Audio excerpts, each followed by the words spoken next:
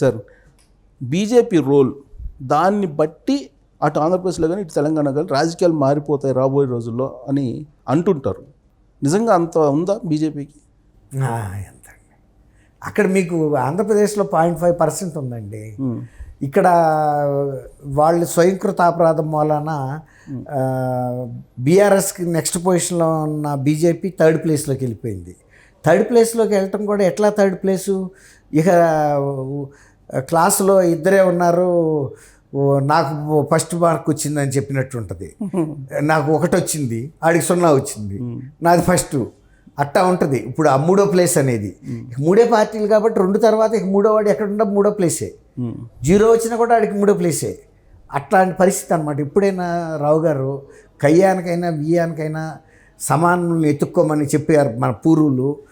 మన పూర్వీకులు చెప్పిన వాస్తవాలు ఇవాళ ఎప్పటికీ కూడా ఈ ఒక అక్షర సత్యాలే. కానీ ఇటువంటి ఈ పరిస్థితుల్లో ఇవాళ బీజేపీ లాంటి ఒక జాతీయ స్థాయి పార్టీ, ఎంతో విఘ్నతతో వ్యవహరించే పార్టీ, వెనకాల ఆర్ఎస్ఎస్ లాంటి థింక్ ట్యాంక్ ఉందని చెప్పుకునే పార్టీ, తర్వాత వాళ్ళకి ఇంటెలిజెన్స్ రిపోర్ట్స్ కూడా సెంటర్ నుంచి కూడా ప్రతి ఇన్పుట్స్ ఉంటాయి. తర్వాత వాళ్ళు స్వయంగా కూడా ఇక్కడ అసెస్ చేసేటంత శక్తి బీజేపీ నాయకులకి ఆ మేధో సంపత్తి ఉంటుంది. అలాంటిది వాళ్ళు మొన్న తెలంగాణ ఎన్నికల్లో పోటీ చేయడం తప్పులేదు. వాళ్ళు ఇంకొక మెడకు డోలు కట్టుకుని ఎందుకు పోటీ చేశారనేది అసలు ఎవరికి అర్థం కాల. తెలంగాణ ప్రజలకు కూడా అర్థం కాలేదు, ఆంధ్రప్రదేశ్ ప్రజలకు కూడా అర్థం కాలేదు. సార్ పవన్ కళ్యాణ్ విషయంలో బండి సంజయ్, అప్పట్లో అధ్యక్షుడిగా ఉన్నాడు బండి సంజయ్, కిషన్ కుమార్ రెడ్డి మధ్య గ్రేటర్ హైదరాబాద్ ఎన్నికల సందర్భంగా భిన్నాభిప్రాయాలు వచ్చినాయి. అందుకే పవన్ కళ్యాణ్ దూరంగా పెట్టారు, జనసేన దూరంగా పెట్టారు. సీన్ కట్ చేస్తే కిషన్ రెడ్డి సీఎం అయిన తర్వాత పొత్తు పెట్టుకున్నారు తెలంగాణలో. దీని రిఫ్లెక్షన్ ఆంధ్రప్రదేశ్లో ఉంటుందా? అసలు అక్కడ ఉండేదే రిఫ్లెక్షన్ తర్వాత సంగతి చూద్దామండి. ఇక్కడ అనాలిసిస్ చేయాల్సిన కొన్ని విషయాలు ఉన్నాయి. ముందు అసలు ఇది ఆలోచించాలి. తెలంగాణలో బీజేపీ అనేది ఇప్పుడు కాదండి, ఒక 4-5 దశాబ్దాల క్రితం నుంచి కూడా బీజేపీకి అంటూ ఒక ఐడెంటిటీ ఉందండి. 1-2 ఎంపీలు ఉంటాయి. 82లో దాదాపుగా అసలు కాంగ్రెస్కి పోటీగా బీజేపీ పవర్లో కూడా వస్తున్నంత సమైక్య ఆంధ్రప్రదేశ్లో కూడా ఒక స్థితికి చేరింది. ఆ టైంలో అనుకోకుండా రామారావు గారు రావడంతో ఆ వ్యాక్యూమ్ మొత్తం రామారావు గారు తీసేసుకున్నాడు. అంటే అంత సన్నద్ధమైందా, అంత పార్టీలో ఊపు వచ్చింది. అటువంటి పార్టీ తర్వాత రామారావు గారు వచ్చిన తర్వాత ఇంకొక పార్టీకి బలం చిక్కలేదు. ఆ క్రమేపీ బలహీన పడతాయి. అంటే 82లోనే బీజేపీ పవర్లో రావాల్సింది ఇక్కడ దాదాపుగా అండి. అంటే ఫోకస్ వచ్చింది బీజేపీకి 82లో. బికాస్ ఆఫ్ ఎన్టీఆర్ బీజేపీ ఈయన వచ్చేటప్పటికి ఆ వ్యాక్యూమ్ మొత్తం ఆక్రమించేశాడు. అసలు బీజేపీకి ఎక్కడా లేకుండా పోయింది. ఆ వ్యాక్యూమ్తో బయటకు వెళ్ళిపోయింది ప్రెషర్ అంతా. ఆ తర్వాత మళ్ళీ లోనకు రావడానికి వాళ్ళకి అసలు చాలా టైం పట్టింది. మళ్ళీ ఏదో ఒక ఇట్లాంటి ఆటంకాలతోనే పోయింది. మొన్న చూడరాదండి, మొన్న ఈ తెలంగాణ ఎన్నికల ముందు బండి సంజయ్ గారు బీజేపీ అధ్యక్షుడు అయిన తర్వాత బీజేపీ పార్టీకి ఏముండేనండి తెలంగాణలో? ఏం లేదు. వ్యక్తిగతంగా ఆయన వీళ్ళ అవినీతి మీద, ప్రభుత్వ ప్రజల ఇష్యూస్ మీద పోరాటం చేసి ఆయన ఫోర్ ఫ్రంట్లో ముందుండి లాఠీ దెబ్బలు తిని అరెస్టులు అయ్యి నైతికంగా ఈ కార్యకర్తలకు బలం ఇచ్చి మద్దతు ఇచ్చి పార్టీని ఒక రూపుకు తీసుకొచ్చిన టైంలో సడన్గా వాళ్ళు తీసుకున్న ఆత్మహత్య సదృశ్యమైన నిర్ణయం ఏంటంటే ఆయన్ని ఇక్కడి నుంచి తీశారు. తీసిపోని ఏమన్నా బీజేపీ అక్కడే ఉన్న అధిష్టానంలో పెడితే ఆయనకి విలువ ఉండేది, పార్టీకి విలువ ఉండేది. ఆయన్ని వాళ్ళ ఆ రోజు ఎంపీగా ఉన్న వ్యక్తి వాళ్ళ ఏమీ లేని వ్యక్తి అయ్యాడు. వాళ్ళు తీసుకున్న నిర్ణయాలు జాతీయ ప్రధాన కార్యదర్శి ఇప్పుడు కిషన్ రెడ్డి గారు అంతకుముందు బీజేపీ ప్రెసిడెంట్గా చేశారు. అసలు ఏ ఉద్దేశంతో జనసేన పవన్ కళ్యాణ్ ఇక్కడ కలుపుకున్నట్టు?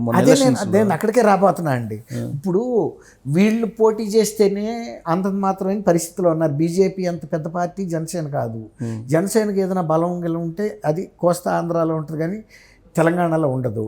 లేదు అసలు ఈయన కూడా ఇప్పుడు అంత పెద్దాళ్ళతో, ఇప్పుడు మీరు బాగా ఎత్తుగా ఉన్న మనిషి, ఒక మరగుజ్జు మనిషి సావాసం చేస్తే ఎట్లా ఉంటుందండి? ఇవి మన పిల్లగాడు పై ఆయన మీద చెయ్యగలడా? పై ఆయన చెయ్యితే కింద అంతాడా? అసలు ఇక్కడే కాదు సార్, ఇప్పుడు ఆ మధ్య నరేంద్ర మోడీ ఎన్డీఏ కూటమి పక్షాలతోటి సమావేశం పెట్టారు. దానికి పవన్ కళ్యాణ్ కూడా పిలిచారు. అదే అన్నా, ఇప్పుడు ఆయన ఎప్పుడు ఒక ఎన్నికల్లో పోటీ చేసి ఏదైనా గెలిచిన పరిస్థితి కాదు, అదే లేకపోతే రీజనల్ జాతీయ పార్టీ. స్థాయిలో ఉప ప్రాంతీయ పార్టీ అసలు అది కూడా గుర్తింపు లేదు లేదు. కదా. అదే ఉన్న గ్లాస్ గుర్తు కూడా పోయింది ఎన్నికల సంఘం దగ్గర. అవును. అదే ఇప్పుడు నేను చెప్పేది బాగా టాలెస్ట్ పర్సన్, బాగా షార్టెస్ట్ పర్సన్ సావాసం చేస్తే ఈ వీడి చెయ్యి ఆడి మీద పడదు, ఆ చెయ్యి ఈ భుజం మీద పడదు. ఆ ఎట్ట కుదురుతుంది ఈ సావాసం అనేది? అది వాళ్ళు ఎందుకు ఆలోచించలేదు? తెలంగాణ ప్రజలు కూడా విసిపోయారు. బీజేపీ ఒంటరిగా పోరు చేస్తే అదొక రకం. పాపం పవన్ కళ్యాణ్ గారిని ఎందుకు ఇబ్బంది పెడుతున్నారు ఇక్కడ? ఆయన రేపేమో అక్కడే ఎన్నికలకు వెళ్ళాలి. కోడిపుంజును ఒక పందెం, మేజర్ పంద్యానికి తయారు చేసామండి. ఆ పందెంలో వేస్తే ఓడినా గెలిచినా పర్లేదు, ఒక చిల్లర కోడి మీదకి దీన్ని వదిలేసాము, ఇప్పుడు ఫెయిల్ అయిపోయింది. ఇక్కడ ఇక పెద్ద పందెంలోకి ఏం వెళ్తుంది? ఇప్పటికే దెబ్బలు తగిలింది. అట్లా ఆ మానసికంగా వాళ్ళ ధైర్యాన్ని దెబ్బతీయాలి. ఇప్పుడు చేసిన తప్పుని సరిపుచ్చుకునే దానికి ఇప్పుడు కిషన్ రెడ్డి మేము లోక్సభ ఎన్నికలు మేము ఒంటరిగా వెళ్తాం, ఎవరితో మాకు పొత్తు లేదు అంటే వదిలించుకున్నాం జనసేన. అంతే. ఇప్పుడు ఇక్కడ ప్రజలు కూడా హర్షించలా ఆ సావాసాన్ని, ఆ పొత్తుని.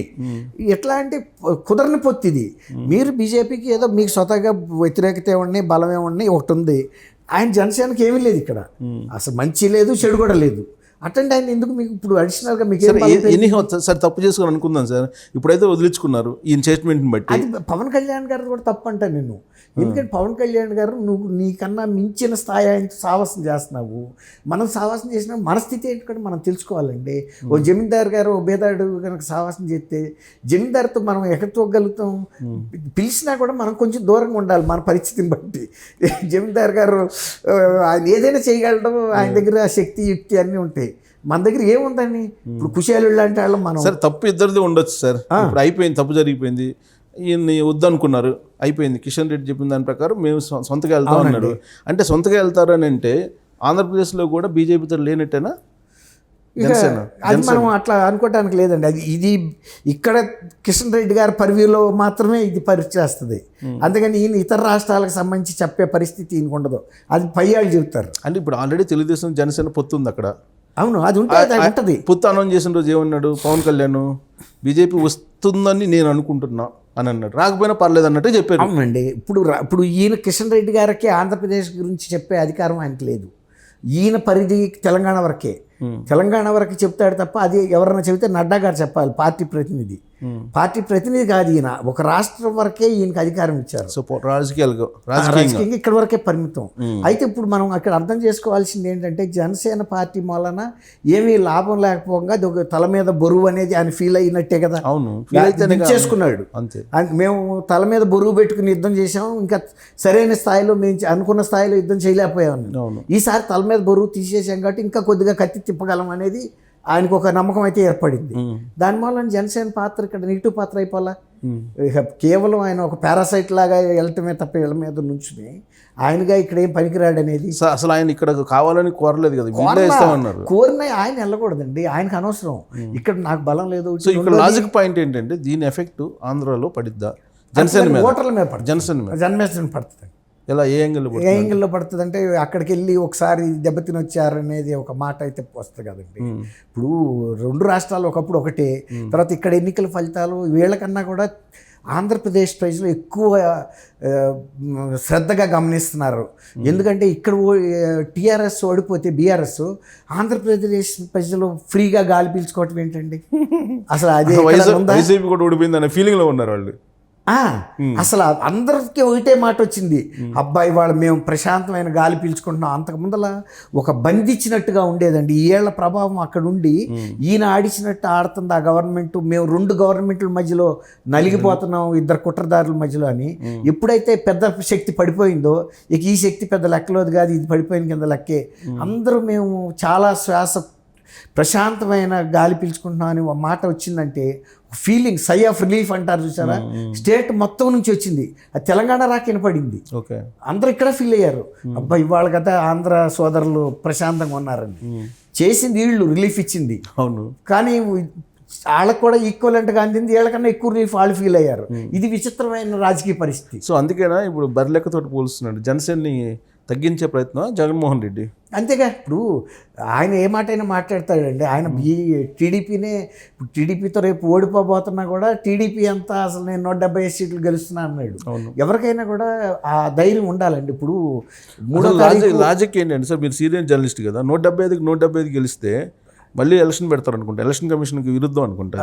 అది తర్వాత వెళ్దాం, అది టెక్నికాలిటీ, అది వదిలేసేయండి. ఇప్పుడు ఇక్కడ తెలంగాణలో కూడా 3వ తారీఖు రాక కూడా బీఆర్ఎస్ నాయకులు కేసీఆర్ గారు ఏం చెప్పాడు, మేము చిన్న మార్జిన్తో అయినా మేము అనుకున్నంత రాపోవచ్చు, మేము 80 సీట్లు అనుకున్నాము, 70 అయినా వస్తుంది, మేము పవర్లోకి వస్తామని చెప్పాలి కూడా. ప్రజలకు కార్యకర్తలకు ఒక మనోధైర్యం ఇవ్వాలి తప్ప ఎన్నికలు అయిపోయిన సాయంత్రమే డేలా పడి ఇక గెలిచేది కష్టంగా ఉంది అన్నారు అనుకోండి, అది ఒక రాజనీతిజ్ఞత కౌంటింగ్ ఏజెంట్లు వెళ్ళరు. అది చెప్పకూడదు ముందే, చివరిదాకా యుద్ధం జరగాల్సిందే. అది ఎవరైనా పాటిస్తారో అదే ఆయన కూడా పాటిస్తున్నాడు. ఏది ఆయనకి తెలుగుదేశం చేతిలో నేను ఓడిపోతా అని తెలిసినప్పటికీ కూడా అసలు జనసేనది ఏం లేదు, తెలుగుదేశాన్నే కేర్ చేయకుండా మాట్లాడుతున్న వ్యక్తి జనసేనని మెచ్చుకుంటాడా? ఎందుకు ఒక వ్యూహాత్మకంగా జనసేన మీదనే ఎక్కువ కాన్సన్ట్రేషన్ చేస్తున్నాడు జగన్మోహన్ రెడ్డి. అంటే ఇంకోటి ఏంటంటే జనసేన అనేది ఇవాళ కాకపోయినా రేపైనా ఆయనకి బహుశా ఒక భయం ఏంటంటే ఇతను కూడా యువకుడు కదండి, ఆయన ఏజ్ ఆయనే కదా, ఇంకా ఈయన ఇన్నింగ్స్ ఎక్కువ ఉన్నాయి అక్కడ ఏజ్ ఫ్యాక్టర్లో. ఇవాళ కాదు రేపైనా ఒక్కోసారి ఏ రాజకీయ పార్టీ ఎప్పుడు పుంజుకుంటుందో చెప్పలేము. అంతేనంటారా? అట్లాంటి లేదంటే దీన్ని పెంచడం వల్ల టీడీపీని పరోక్షంగా తగ్గించాలి అట్లా కాదు, అంటే పబ్లిక్ లో చర్చ జరగకుండా. రెండోది ఏంటంటే ఆయన పరిపాలన గురించి ఆయనకి తెలుస్తుంది కదండి. ఒకసారి వెంగళరావు గారు, ఇప్పుడు మీరు నేను కూర్చున్నట్టే, ఆయన పిసిసి ప్రెసిడెంట్గా ఉండి ఎలా ఆయన ఇండస్ట్రియల్ మినిస్టర్ సెంటర్లో ఆయన ఖమ్మంలో నామినేషన్ వేయటానికి వెళ్ళబోతున్నారు. లంచ్ అయిపోయిన తర్వాత ఇట్లాగే కూర్చున్నాం ద్వారకాపురి కాలనీలో వాళ్ళ ఇంట్లో. ఆయన ఒక మాట అన్నారు, అది ఎప్పుడు నాకు మళ్ళీ మైండ్లో తిరుగుతూ ఉంటుందండి.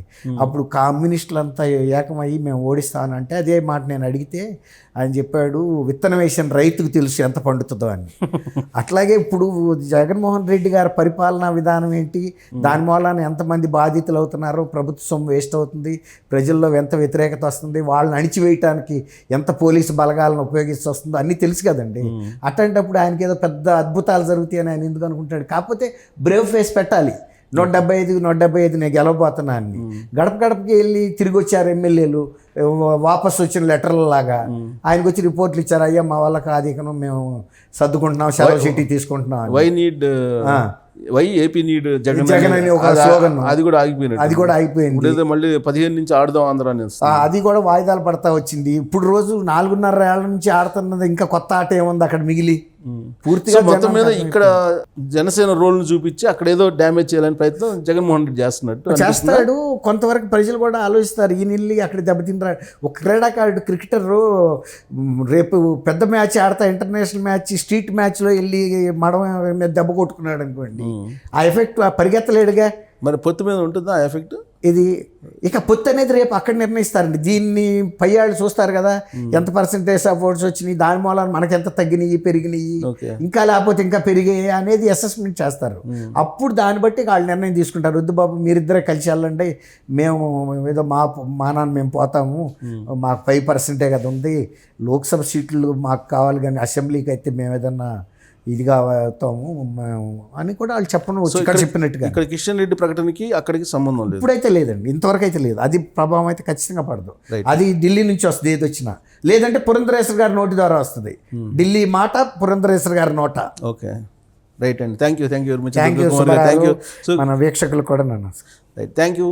సో కిషన్ రెడ్డి బీజేపీతో పొత్తు లేదు జనసేనకి అనేది క్లియర్ చేసేసారు. సో కానీ ఆంధ్రప్రదేశ్లో ఏం జరుగుతుంది అనేది మాత్రం సమీప భవిష్యత్తులోనే తేలబోతుంది. అది ఎలా ఉంటుంది, తెలంగాణ ప్రభు ఆంధ్రప్రదేశ్ మాత్రం ఉండదు అనేది ఒక క్లారిటీ వస్తుంది. సో అక్కడ ఎలాంటి రోలు బీజేపీ పోషించబోతుంది అనేది చూద్దాం. Thank you very much.